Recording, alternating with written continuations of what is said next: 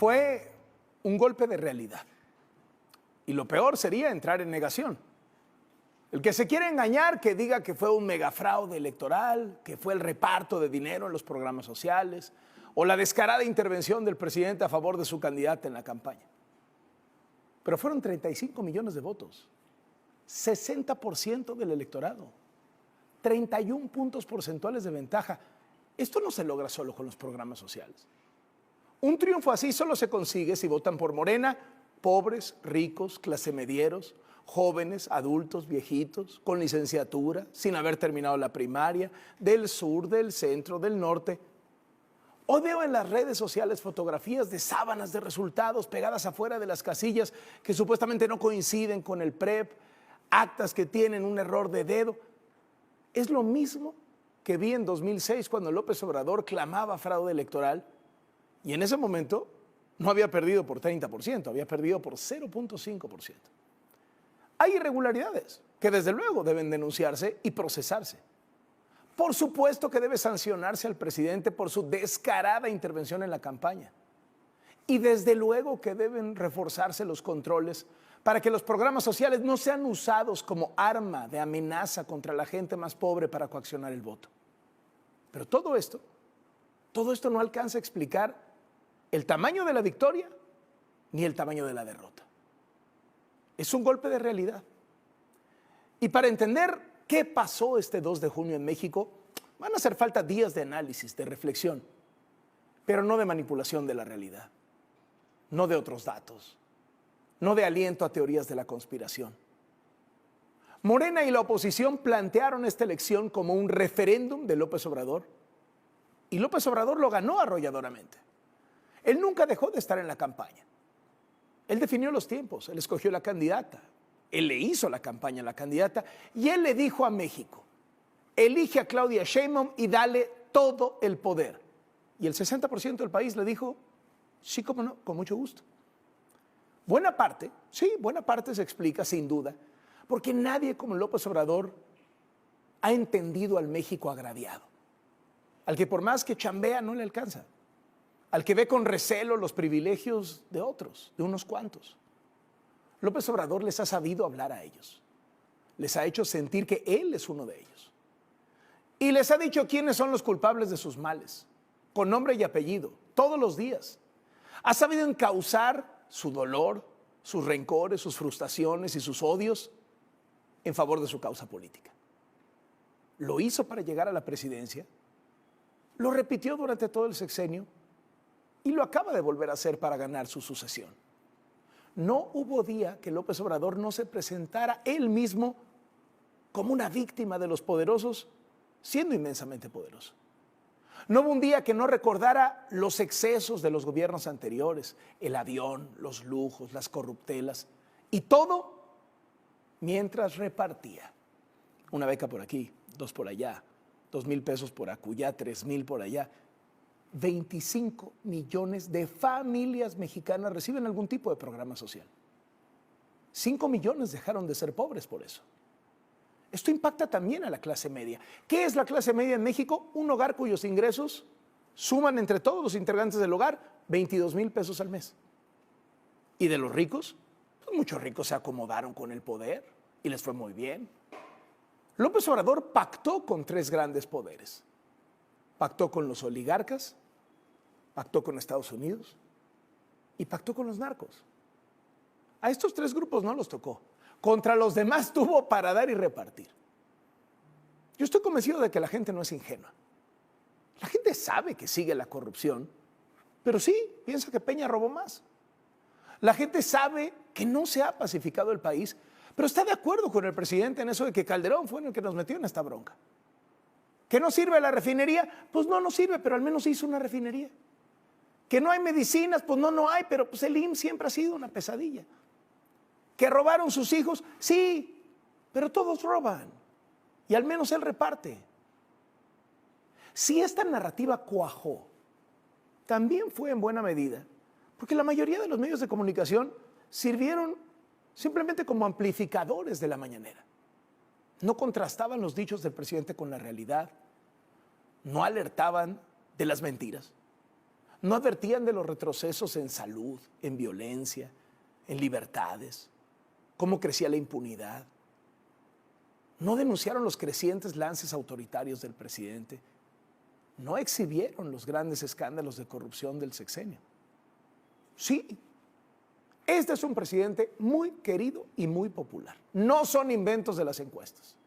Sí, tenían 30 puntos de ventaja. No, era un invento de las encuestas. Y la oposición no supo presentarse como una alternativa de futuro porque llenó sus listas de candidatos con nombres del pasado. Y así le dio la razón a la descalificación del presidente. Esos no quieren mejorar las cosas, esos quieren recuperar sus privilegios. ¿Cómo iba a ganar Morena Veracruz después del desastroso gobierno de Cuitláhuac García y los escándalos flagrantes de corrupción de Rocío Nale? Pues poniendo el apellido Yunes en la boleta. ¿Por qué hoy tanta gente está en shock? Porque no vio venir el resultado y porque sí ve venir el cambio de régimen. Arrasar en una elección presidencial y conquistar la mayoría calificada en el Congreso no implican en automático un retroceso democrático.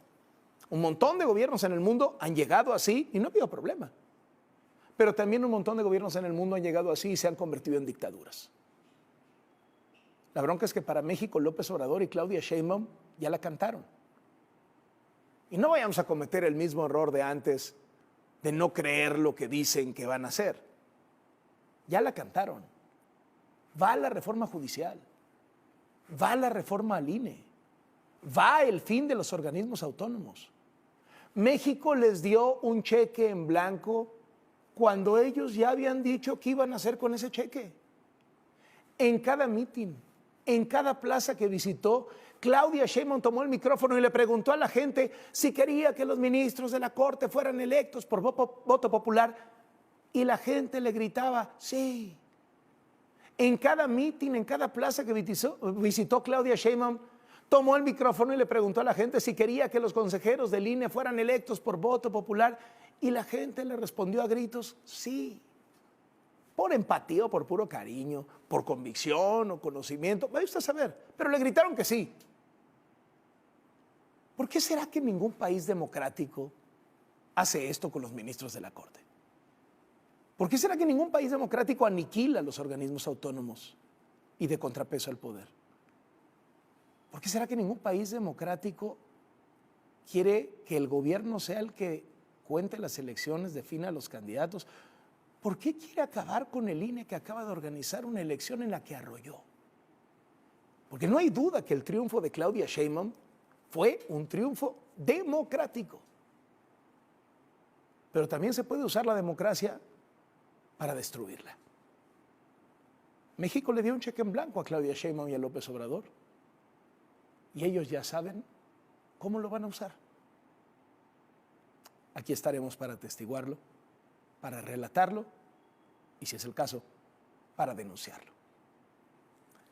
En su primer discurso, tras los resultados, Claudia Sheinbaum envió el mensaje más tolerante, ¿sí?, más tolerante que ha pronunciado en los últimos años.